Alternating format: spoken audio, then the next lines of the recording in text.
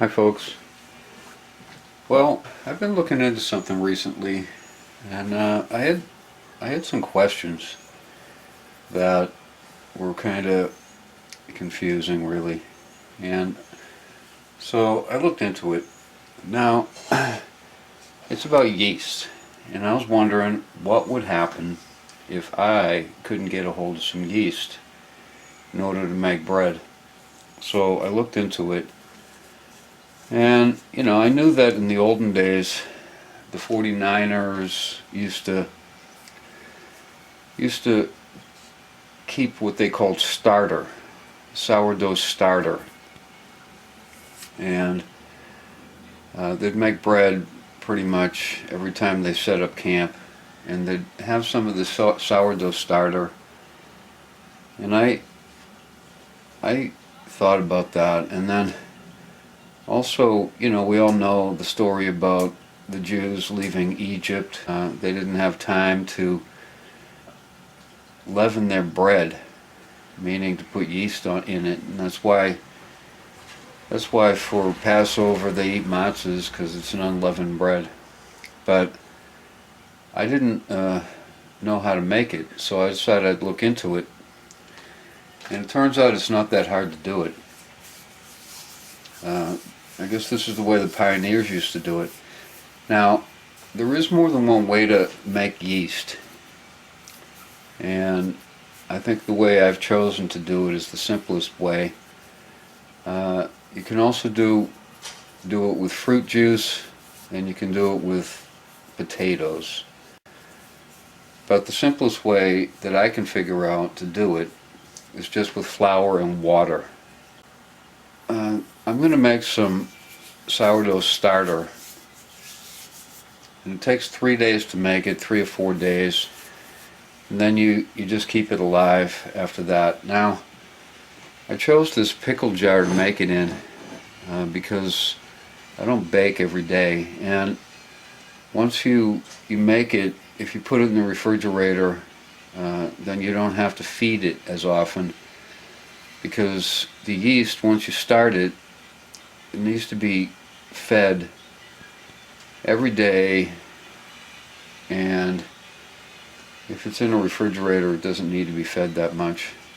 But what I've got here is a half a cup of unbleached flour, and here I've got filtered water. Now, it's important to use filtered water or spring water, because you don't want any chlorine in the water. The chlorine will kill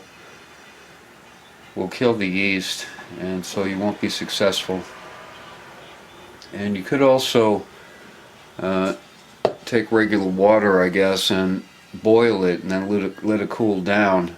It's the same thing you would do if you were getting fish, getting water for your fish, tropical fish, or an aquarium, because that'll also evaporate off the chlorine. But anyway, this is filtered water, and it's also been boiled and let to sit, so there's no chlorine in it.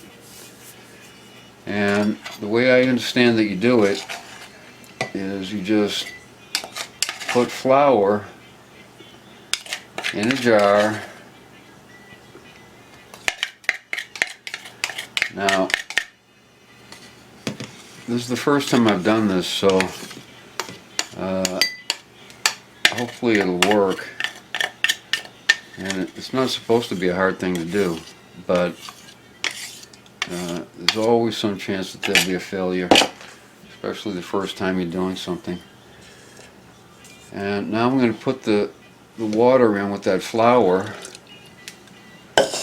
and I'm going to mix it up, and it's supposed to be like a thick batter. It'll be closer than dough. So this is day one on my sourdough starter, and this same thing has to be done for a couple of 3 days before it'll be usable. So tomorrow I'll add more flour and water, and then the third day I'll add more flour and water. and the fourth day it should be ready to use.